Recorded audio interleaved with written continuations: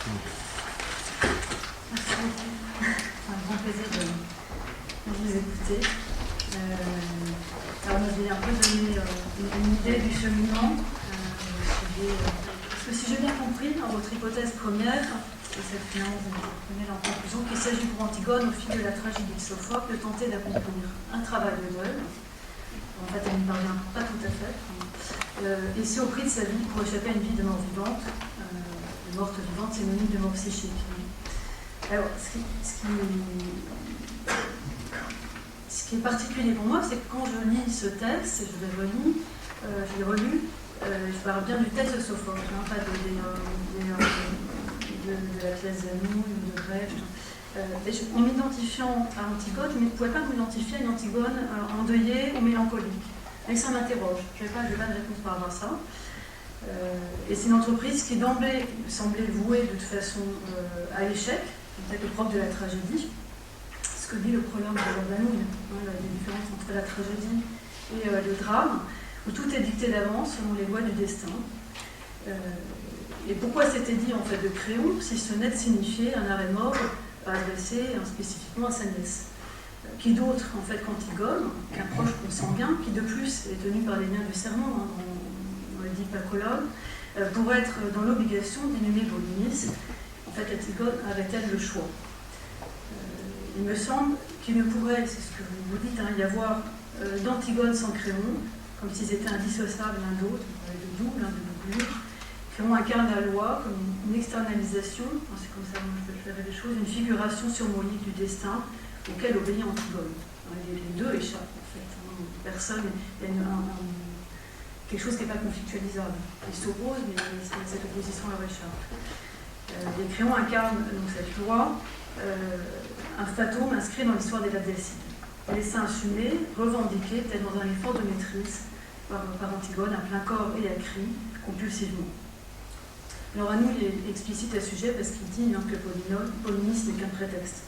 Donc vous reprenez lui de l'affirme au travers de la voix de Créon. Créon introduit aussi Jocaste sur scène. Donc il n'est pas cité, mais finalement en tant que frère de Jocaste, je crois qu'il l'amène sur cette scène tragique. Antigone n'aurait peut-être pas d'autre voie que pour s'acquitter de sa dette en s'identifiant à sa mère et grand-mère dans l'acte de pendaison. Un acte qui les réunit, confond les générations, et à la fois les délits permettent peut-être une différenciation, une coupure, une rupture. Vous vous rappelez Antigone, anti-génération, anti-engendrement. Un acte qui peut-être supposerait une déliaison, une force de déliaison, et là j'aimerais donc ouvrir un petit peu à la pensée de Nathalie Salzman, qui parle de pulsions anarchistes pour décrire une part des pulsions morts, des forces pulsionnelles qui sont convoquées dans des conditions de survie extrêmes. Et ces forces sont forces de rébellion, d'insoumission, la résistance d'un sexuel infantile, fondement dans l'humain de la capacité de survivance contre toute menace de destructivité. Et pour Nathalie Salzman, donc le travail de la pulsion mort flotterait sans cesse entre destructivité et élan vital. Et je la cite, l'urgence de se démontrer qu'on est en vie en s'exposant à la mort présente une balance vitale du travail de déliaison, ce qui permet de délier des liens internes dans lesquels Eros incarcérait, étouffait le sujet. Et ainsi, il y a un passage possible, car le lien qui reste est le lien avec la vie, c'est-à-dire qu'entre en jeu l'identification survivante, un lien vital au fondement de la possibilité de survivre. Et ce lien, c'est le lien avec l'ensemble des humains, ce qu'on le retrouve chez Antelme ou Primo Levi. L'expérience limite, pour Nathalie Salzman, c'est vérifier jusqu'à quel point on ne tient à rien qu'il y ait quelque chose comme ça chez Antigone, ni à personne, à quel point on reste toujours libre de tout quitter, de tout gâcher ou de tout donner, être libre de toute amarre. Et le recours aux limites du corps serait ce qui reste pour se soustraire à l'excès d'emprise psychique de l'autre mortifère, ce qui était quelque part le deuxième type d'interprétation du texte Antigone, car exclusif d'un choix ou d'un refus de la vie qu'un autre s'approprie à la place du sujet. Et c'est, je crois, quelque chose que nous rencontrons beaucoup avec nos patientes anorexiques à Montsouris, je crois que c'est une dimension-là. Nathalie Salzman nous donne l'exemple de 3 types de situations, je ne veux pas développer là, les Esquimaux en prise avec les conditions climatiques extrêmes, le totalitarisme des camps d'extermination et la pathologie mentale, et notamment l'exemple de l'anorexie mentale.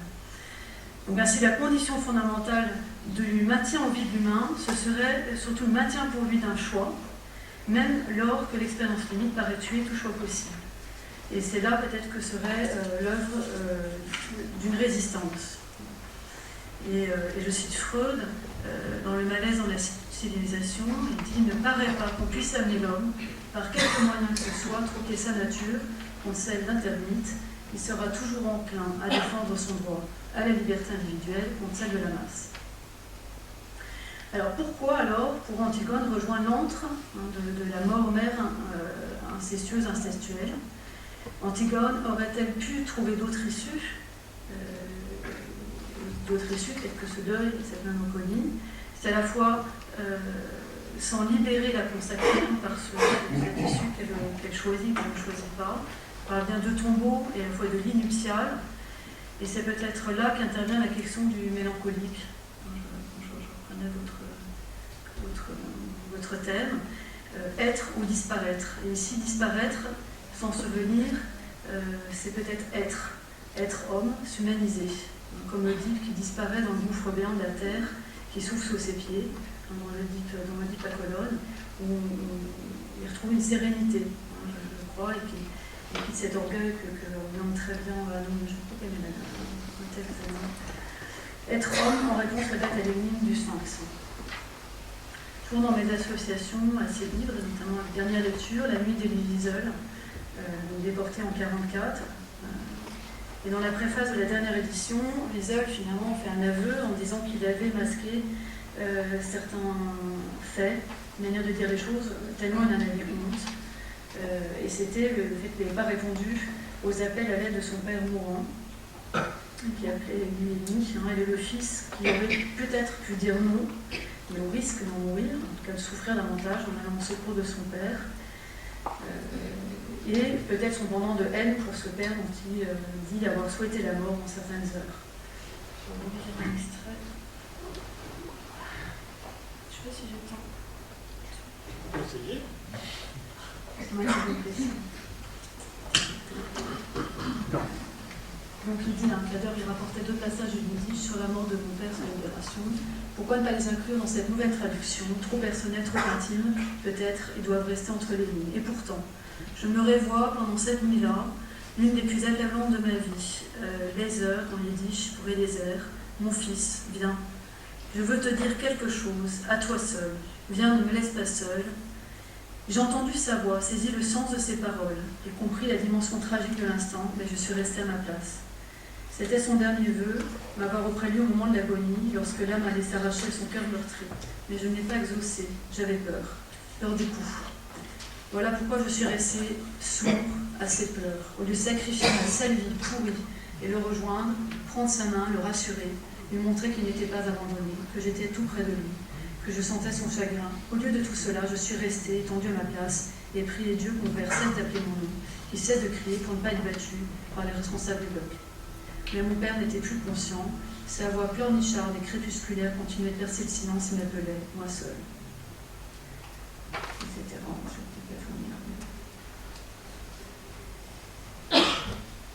Mais je ne me le pardonnerai jamais. C'est la question du travail de deuil, de l'estime, de culture. Jamais je ne me pardonnerai au monde de m'y avoir acculé, jamais d'avoir fait de moi un autre homme, d'avoir réveillé en moi le diable, l'esprit le plus bas, l'instinct le plus sauvage.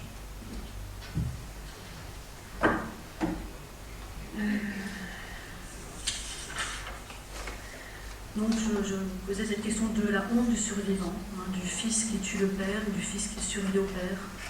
Et Antigone pouvait-elle survivre à cette honte, la honte de la Dacide, à une scène originaire qui n'est pas non plus citée là, le rapt et le viol de Chrysippe par Laïus.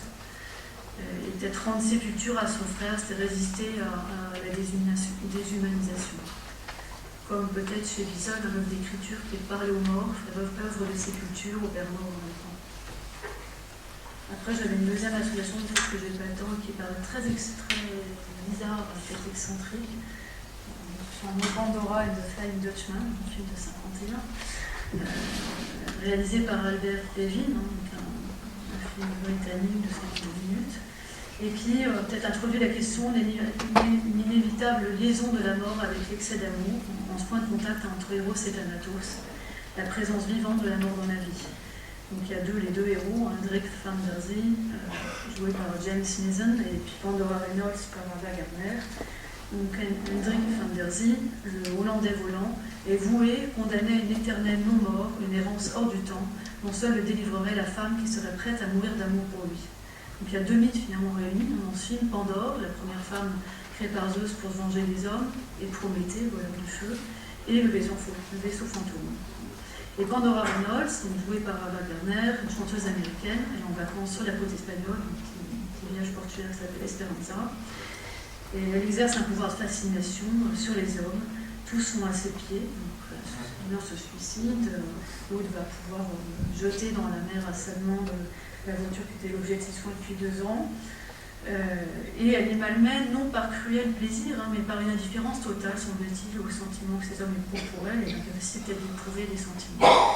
Et elle se laissera gagner par une irrésistible attirance pour ce Hollandais volant, navigateur solitaire, qui semblait l'attendre depuis toujours, et qui jette l'ancre un jour dans la baie du village portuaire.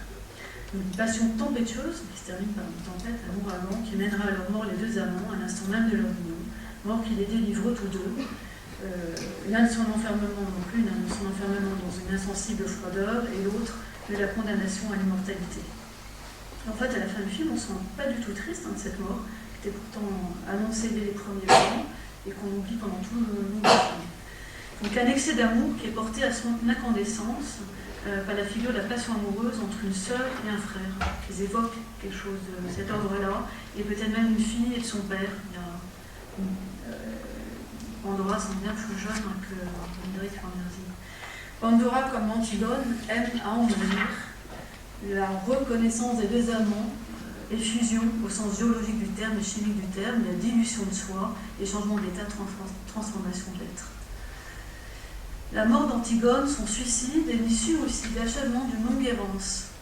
Une marche aux côtés de son père Oedipe, banni de Thèbes, jusqu'à Athènes, vous le rappeliez, qu'elle guide sur les routes, et pour lequel elle mendie et cherche logis, une pérégrination qui fait l'objet d'Oedipe à Colonne. Après la mort d'Oedipe, Antigone revient à Thèbes, et dans un incessant mouvement, ses pas la dirigeront vers la dépouille de son frère Polynice, et elle tentera de le recouvrir de terre, comme vous le rappelez, encore et encore, à défaut de l'enterrer. Son agitation, on parlait d'exaltation, moi je trouve qu'il y avait quelque chose comme ça, un mouvement perpétuel, ne s'apaisera qu'avec sa pendaison. Une marche, une errance comme la quête, et je continue à associer ces femmes, mères et filles des disparus aux chimies, qui scrutent, grattent la terre aride du désert d'Atacama, à la recherche d'un indice, d'un microscopique bout d'os, de tissu de caoutchouc, relique de leur mari ou fils, dont elles ne peuvent faire le deuil faute de sépulture, ou bien dont le travail de deuil ne peut s'accomplir que dans cette folle déambulation, dans cette communion de femmes, évoluant dans un espace hors du temps, dans la folie fait œuvre de résistance à l'inhumain des hommes, sous les dictatures de Pinochet. Je fais référence au film Nostalgie d'Agnès, qui m'a beaucoup marqué de Patrice Guzman, un film documentaire franco-chinois. Donc, quel qui pourrait introduire, et c'est mon dernier mouvement, au livre de David Nelson, The Lost, les disparus, dont nous parlera donc en juin Mme Catherine Chabert. Reconstruction, enquête, quête, chapitre après chapitre, une histoire singulière, dont l'oubli, la mémoire d'une réalité fratricide, œuvre de sépulture, dont le point de départ serait le suicide du grand-père de l'auteur, peut-être davantage un processus, un cheminement qui témoigne de lui, dans sa chair même, qui importe, que ce moment, intense cependant à la fête, où Nelson descend dans la cave, cave exiguë, où sans doute se sont terrés son oncle et une de ses filles avant que lui être exterminée. Antigone dit non, vous le rappelez ici, elle ne cède pas. Elle doit être dure, inflexible, pour moins souffrir.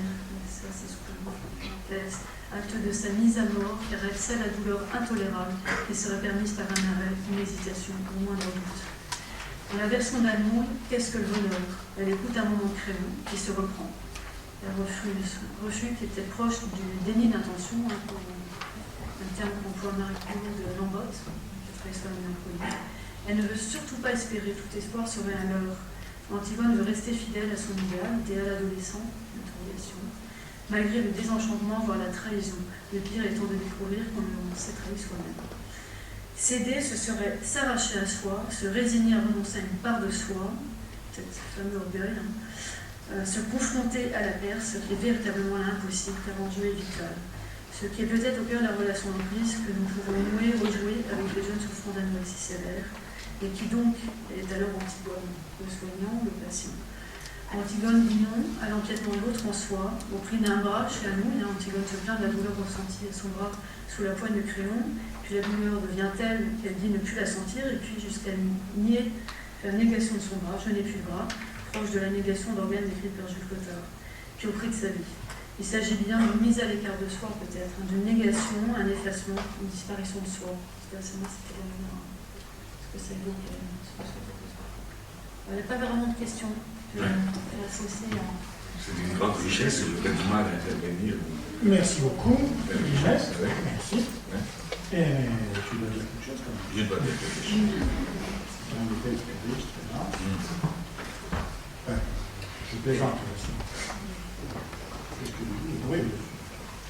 Et d'abord, je trouve que la totalité des associations trouve que tu as fait à travers des œuvres, des textes, etc., trouve parfaitement place dans l'œuvre, cette œuvre de Sophocle. Je l'ai lu depuis très longtemps. On l'avait au lycée, c'est pour vous dire à quel point on avait l'occasion de le détester, je faisais partie des examens, elle est l'apprendre par cœur, elle l'aimait, enfin bref, on pouvait tout faire avec ce texte, comme pour tout ce qui devient objet scolaire. Et donc, je crois qu'il a une telle densité, ce que j'appelle des strates, qu'il ouvre réellement dans la totalité. On voit bien la survivante, elle est quand même la seule d'une fratrie, tous sont en train de mourir, enfin les frères, les pères, les parents, etc.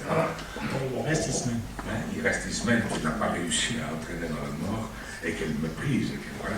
Bon, bref, on voit toutes ces formulations. Alors, très important aujourd'hui. C'est vrai que lire un texte dans un objectif, ce serait un tout petit peu présomptueux de dire interprétatif, enfin essayer d'avoir un axe de lecture élimine les lectures selon l'axe que vous avez pris. Alors, j'étais assez, je ne le connaissais pas à l'époque, donc je ne peux pas dire que c'est ça qui m'a influencé. Et j'ai toujours eu la tendance, je l'ai fait avec d'autres textes, la tendance de penser que si Aristote nous dit et nous répète que les spectateurs arrivent à une forme d'effet cathartique de leur propre conflit à travers ces pièces qui montrent des situations extrêmes, eh bien, il faut bien dissocier le type, la nature des conflits et l'issue tragique de ces mêmes conflits et des personnages. C'est-à-dire que c'est une idée que j'ai eue depuis toujours, en lisant plutôt comment Aristote comprenait la tragédie grecque. Et ce n'est pas possible de s'identifier à des destins aussi exceptionnels, rares, en tout point de vue non rencontré, si on ne faisait pas l'hypothèse que quelque chose là-dedans est commun aux autres humains. C'est ce qu'Aristote donne comme définition de la tragédie. Et donc, l'idée, si vous voulez, qui a sous-tendu ce que je vous ai dit, est que le conflit que nous voyons dans cette pièce est un conflit, j'allais dire, banal. Banal au sens que n'importe quel être humain, devant la perte d'un être proche, est tout de même déchiré entre le deuil, le désinvestissement, la progressive réorientation des investissements libidinaux, et quelque chose même qui existe très peu dans notre vie psychique, mais ce n'est pas possible que ça n'existe pas du tout, qui serait la tentation de la cause. Et que ceci, nous le vivons tous, c'est-à-dire quand vous allez dans n'importe quelle cérémonie funéraire dans un pays comme la Grèce ou en Méditerranée où les gens s'expriment de façon je dirais, de façon plus déliée au niveau émotionnel. Vous avez l'amoureux, la femme, l'homme, se jeter sur la tombe et dire je veux partir avec lui, je veux partir avec elle, etc. Et donc là, c'est un moment mélancolique, mais c'est un moment, c'est pas une étape. Et en ce moment-là, il est mélancolique. L'instant d'avant, il ne l'était pas. Et l'instant d'après, il ne le sera pas. Et donc, le même veuve, le même, à nouveau déplorer, une heure plus tard, il va évoquer le mort en discutant, en se souvenant d'un moment drôle et qu'il va rire, etc. Bref, il a les deux. Et que donc, il faut imaginer que cette fameuse tragédie grecque antique nous parle des conflits banals, ordinaires, habituels, rencontrés chez tout être humain. Et que donc, on ne peut comprendre leur issue grandiose et tragique que si on imagine que pour X raisons, souvent circonstances extérieures, ce conflit-là ne trouve pas la résolution, le compromis habituel chez la majorité des gens. Il ne trouve pas. C'est un peu comme ça que j'imagine la tragédie grecque. Elle nous parle du conflit banal. Ce qui n'est pas banal, c'est que les circonstances ne permettent pas des issues banales. Donc, il y a une forme de dépassement tiré jusqu'à son extrémité, un conflit qui, lui, fait partie de la vie des gens. Tout le monde a, comme dit le plus Freud, tout le monde a imaginé coucher avec ça, tout garçon a imaginé coucher avec sa maman et de tuer son papa, mais Édipe, c'est ça. Il prend ce conflit-là et puis il le tire jusqu'à des extrémités extraordinaires. Donc, partant de cette idée-là, j'ai rencontré le texte, je peux connaître le texte de Hegel, c'est son cours sur l'esthétique, et il parle des tragédies. Et il parle des tragédies, et il cite Antigone, etc. Et il dit une chose qui m'a beaucoup plu. Il dit, nous n'avons pas affaire avec des conflits du genre, enfin, c'est moi qui dis ça, c'est découle de son texte, on n'a pas affaire avec des conflits entre le bien et le mal. On a affaire avec des positions légitimes. Créon a une position légitime. Antigone a une position légitime. Alors ça, c'est la deuxième source de ma façon de penser les choses. Ce sont des positions légitimes, et ce qui fait l'essence du tragique, c'est l'impossibilité de trouver une synthèse, c'est-à-dire ce qu'on appelle psychiquement un compromis. Donc chacun est tiré à l'extrême, et on arrive à la tragédie. Bon. Voilà les deux. Alors, j'entends bien une lecture qui ferait la lutte entre les forces de vie et les forces de mort. Alors, c'est vrai que d'autres auteurs, j'ai trouvé le mot anarchiste, on dit qu'Antigone a un côté anarchiste, elle a un côté de liaison, c'est vrai. Elle a un côté anarchiste. On va voir comment elle parle à Créon, qui est quand même, après tout, le roi légitime du pays. Et il y a toujours le risque, si vous voulez, de faire une lecture de conflit entre le bien et le mal. C'est-à-dire d'ajouter à la tragédie un judéo-christianisme qu'elle n'avait pas parce qu'elle est antérieure. Elle est avant. Elle est avant. Et c'est vrai que c'est une des choses qu'on peut lire, et après, c'est après. Mais ça, c'est avant. Hein? Et il ne s'occupe pas de ça, probablement autant que nous. Je crois. Quand tu veux dire avant la création, avant le judéo-christianisme, voilà. Tu veux dire l'archaïque avant la névrose. L'archaïque avant la névrose, mais aussi une certaine façon de traiter la notion du mal, du péché, qui n'est pas comme la nôtre. Voilà. Ici, par exemple, Antigone dit que c'est un péché. Mais qu'est-ce qui est un péché? C'est ce qui est un péché de ne pas enterrer les morts. Et pourquoi c'est un péché de ne pas enterrer les morts? Alors qu'il a trahi son pays, il reste là, manger les chiens. Elle dit, c'est parce que c'est mon frère, elle dit, c'est parce que le Dieu ne veut pas ça. Mais au fond, elle dit quoi? Quelque part. Quel est le fond anthropologique de ce qu'elle dit? Elle dit, on ne peut pas vivre si on ne fait pas le deuil des gens perdus. Ni bien, ni mal. C'est ainsi. C'est le psychisme humain qui est fait comme ça.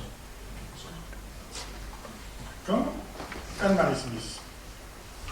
Oui, merci beaucoup de nous avoir rappelé le texte, puisque cette question du bien et du mal, je trouve que l'antériorité du texte grec intervient au niveau de la traduction. Et en vous écoutant, il y a ce mot qui m'a frappé, qui revient souvent, c'est le mot piété et impiété. Et je me demande si vous le traduirez comme ça, puisque ce mot évoque les rites funéraires, la loi divine, ce dont vous avez parlé comme son prétexte, le prétexte de son désir interdit. Ce mot se relie ou recouvre même ce que vous proposez comme une possibilité de deuil. Elle se dit pieuse malfaiteuse, si je vous ai bien entendu. Il y a cet oxymore.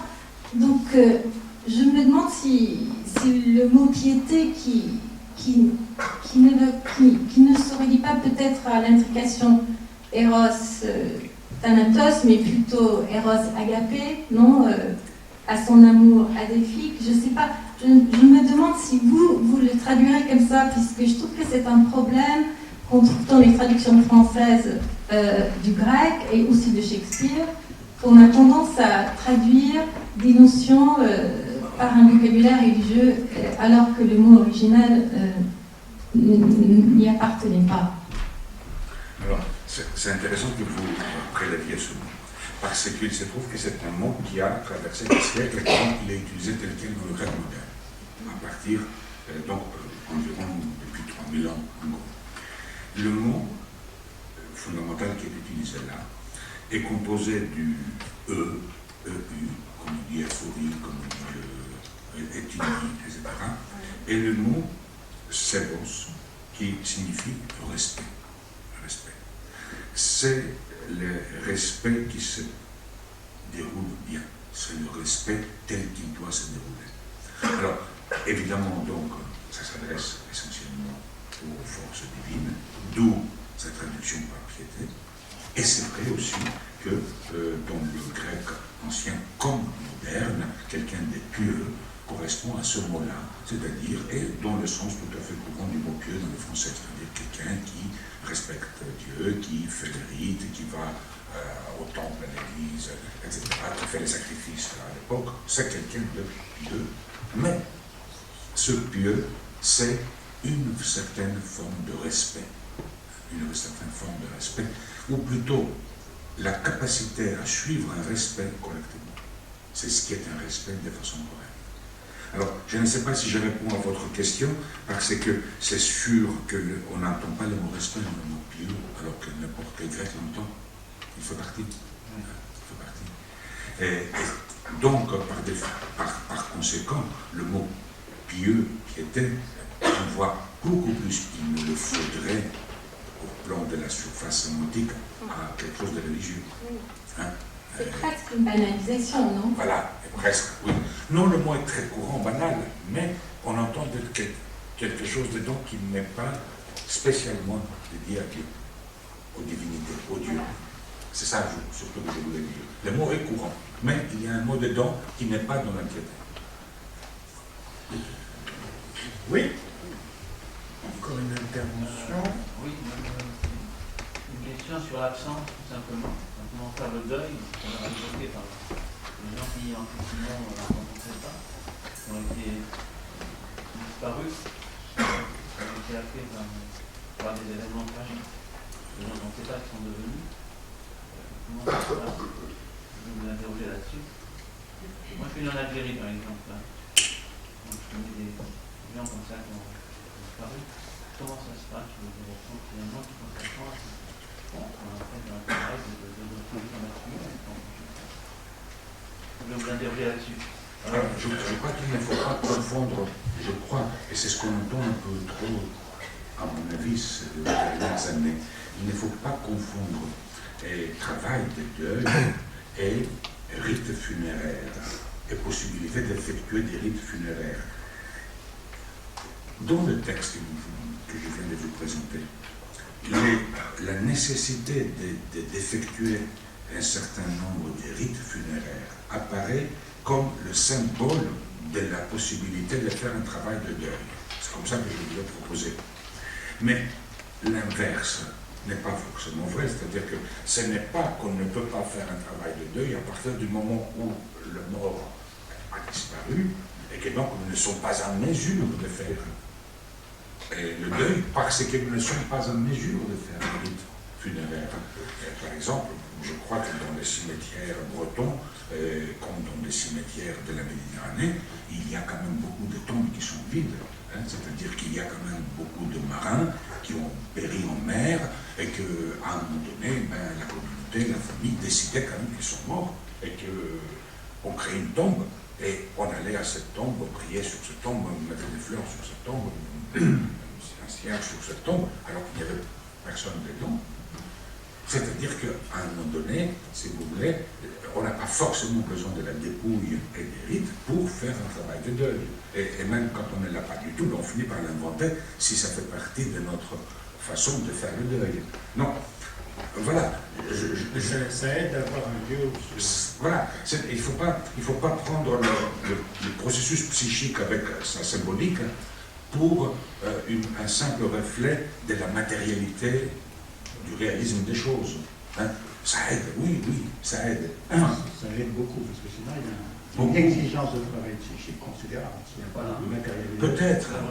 Peut-être, mais je crois que bon, les êtres humains sont inégalement doués pour faire un travail de deuil. La réalité extérieure est inégalement pourvoyeuse des conditions correctes. Donc, il y a un mélange entre les deux. Hein, vous voyez. Quand même, par rapport à ce que tu évoques, et par rapport à ce dont tu as parlé, la distinction très importante dans Deuil et mélancolie de Freud entre travail de deuil et travail du deuil. Bon, le travail de deuil, c'est pouvoir se saisir d'eux, pour se dégager d'eux, du travail du deuil, qui lui vous emporte dans la mélancolie, où vous retrouvez l'objet, mais la perte est profonde. Il y a une question derrière, oui.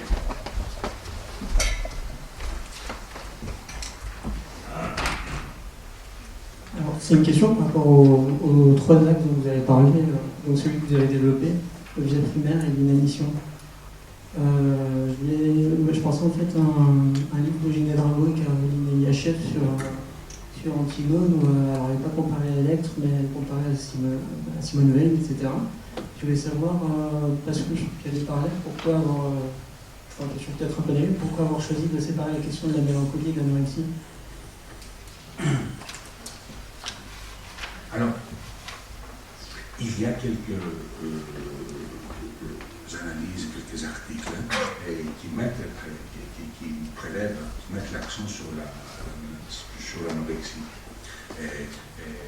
Donc, dans la biographie que j'avais parcourue, en réalité, il n'y a pas réellement dans le texte des références à la mort par inanition. Hein? Il faut le savoir. Au contraire même, quand Créon la condamne, il lâche une phrase qui dit qu'il faut lui laisser juste de quoi ne pas mourir de faim dans sa prison, pour que, pas par la charité, mais pour que sa mort ne soit pas imputable, mais que ce soit vraiment sa mort du fait de ce qu'elle a fait.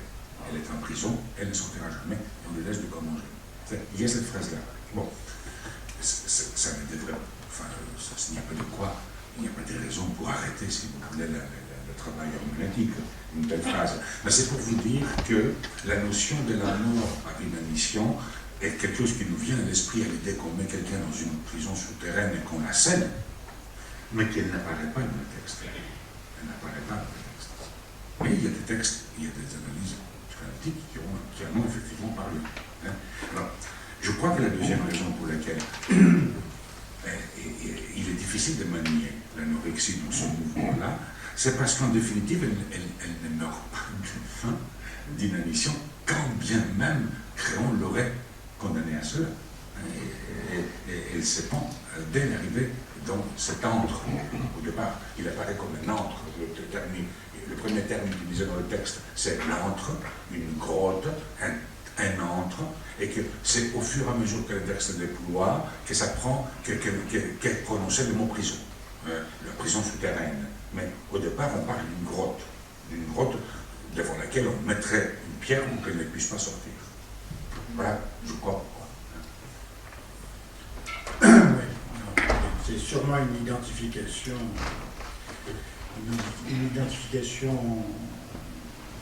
mélancolique, je ne sais pas, mais narcissique de Caroline Liatchev pour le personnage d'Antigone, qui la rapporte un peu trop rapidement à l'anorexie, même si l'anorexie n'est pas forcément un trouble alimentaire, donc il n'y a pas besoin d'inhibition pour ça. Elle a quand même une perversion narcissique, une affirmation négative qui peut rappeler une dimension caractérielle de l'anorexie, mais ça serait trop la réduire en effet que de la fixer à ça. Et de toute façon, les anorexiques, il n'y a pas l'anorexie, il y a les anorexiques et elles renvoient à tout un tas de choses, y compris évidemment à la mélancolie, au travail du deuil impossible. Alors moi, je veux intervenir sur un point. D'abord, je parle à un grec, donc il faut que je fasse attention, mais j'ai lu Jean-Pierre Vernant, et Jean-Pierre Vernant nous dit que les Grecs ne croyaient pas en leur mythe. Et qu'ils savaient, peut-être même à l'époque, que ce qu'ils écrivaient étaient des histoires. Et c'est pour ça qu'ils les poussaient à cet extrême. Parce qu'ils y vont, hein, l'inceste, le meurtre, le parricide, le matricide, tout y est. L'inceste, schizo, frère, sœur, vraiment, ils y vont à fond. Parce qu'ils ne croient pas totalement à leur histoire. Et moi, si j'en crois ce que je crois avoir compris à ce à quoi servait la littérature, c'est à permettre en contrebande de satisfaire un certain nombre de fantaisies, de fantasmes. Et que de lire ces tragédies, il y a un plaisir sensuel à lire tout ça. Que c'est bourré d'inceste. Bon. Bref, je te taquine un peu en te disant qu'il me semble que tu t'es identifié beaucoup à Antigone, à sa sensualité mélancolique d'adolescent, hein, ni jeune fille, ni jeune femme, pas encore mère, pas bon. Il y a une sensualité mélancolique de cette jeune fille en fleurs qui ne veut pas aller jusqu'à devenir mère et rester éternellement adolescente. Qui avorte, qui achoppe, mais qui en même temps est au sommet de sa beauté, de sa forme. Donc je pense que tu as été très séduit par Antigone, mais je le dis à tous ceux qui viennent ici, nous parler de quelqu'un, je pense qu'ils sont séduits par ce quelqu'un, que c'est leur alter ego, sinon ils ne vont pas s'emmerder à travailler autant que tu as travaillé là-dessus. Bon. Moi-même, je suis séduit par tout un tas de personnes. Donc tu es séduit par Antigone, et comme toujours, on est gentil avec les gens qui nous séduisent, qu'on aime, bien sûr. Parce que, donc, dès que j'entends, moi, le mot piété ou pureté, je sors mon revolver psychanalytique et je me dis que piété, pureté, c'est pas possible. Je pourrais être aussi pieuse, aussi pure comme Simone Veil, l'apôtre de la sainteté. Mais la sainteté, c'est une toxicomanie, hein, c'est un vice, la sainteté, à ce point-là. Donc, aussi pieuse, aussi pure, c'est qu'elle doit lutter contre des fantasmes incestueux majeurs. Sinon, elle ne chercherait pas cet idéal de pureté, de piété. Et je crois, moi, que sa fin tragique, quand elle est emmurée, ça lui permet, dans la tombe, de rejoindre son frère, de rejoindre sa mère, de rejoindre tout le monde, et d'accomplir dans la crypte mélancolique, dans le huis clos de la crypte mélancolique, tu le sais chez nos patients mélancoliques, c'est que dans ce huis clos, dans cette crypte, il s'autorise tous les fantasmes incestueux qui ne s'autorisaient pas. Donc je pense qu'il y a une certaine perversité chez cette très belle Antigone qui nous raconte tout un tas d'histoires pour pouvoir satisfaire en contrebande derrière un idéal de pureté et de piété des fantasmes incestueux. C'est un petit peu la même chose que... Oui, c'est l'interprétation dominante. Hein. Oui, mais si tu veux, c'est la même chose que... C'est sûr. Hein. C'est la même chose qu'avec Jocaste. Je l'ai dit à chaque fois. Lorsque Jocaste rencontre Oedipe et lui dit je vais faire quelque chose, c'est compliqué, bon, et il lui enlève les appâts. À ce moment-là, la toge tombe, il la voit nue et après il se crève les yeux. Mais avant de se crever les yeux, il la voit nue. Avant que de se rendre, Antigone s'encrypte avec son frère. Donc elle réalise le fantasme incestueux et c'est ça qui entraîne la mort parce que c'est le prix à payer pour le fantasme, la réalisation du fantasme incestueux. Alors, c'est l'interprétation dominante. Hein. C'est vrai que donc, je ne voulais pas, déborder de beaucoup d'une heure. La grande majorité des textes psychanalytiques sur Antigone adoptent cette lecture. C'est pour ça que quand je vous ai dit, il y a en gros interprétations qu'on voit dans la bibliographie, et la première que je vous ai décrite, c'est exactement celle-ci. Alors, ce que je veux dire, c'est quand tu dis le mot tentation, Oui, la tentation. La tentation, c'est un appétit de vie. C'est un acte de vie. Pas le renversement Donc ça, c'est différent. Moi, j'utilise le mot tentation alcoolique au sens du fonctionnement mental qui est décrit là. C'est-à-dire que ce fonctionnement mental, a priori, il réclame un deuil, un processus de deuil. Pour X raisons extérieures à lui, ce deuil ne peut pas avoir lieu. Dans la pièce, c'est symbolisé par le fait que quelqu'un a décidé que tu n'auras pas de deuil, autrement dit, tu ne feras pas le rite funéraire. Et donc, en ce moment-là, il faut quand même une solution au conflit psychique. Et en ce moment-là, il y a une tentation mélancolique. Alors, pourquoi il y a une tentation? Parce que non-deuil égale mélancolie, oui, mais la mélancolie elle-même n'est pas exempte des jouissances. C'est en cela qu'il y a une tentation. Et ce que j'ai essayé de vous montrer, c'est que, alors qu'elle raconte qu'il faut obéir au Dieu et être pieux, en même temps, et parfois un verre, deux verres finalement, on voit l'exaltation, comme si elle savait qu'il y a malgré tout sur le chemin sur lequel elle est poussée, quand bien même elle ne voudrait pas y aller, quelque chose de terriblement jouissif et excitant. C'est ça que j'ai appelé la tentation mélancolique. Et ce quelque chose de jouissif et excitant est incestueux, sinon il n'est pas jouissif. Alors, il est...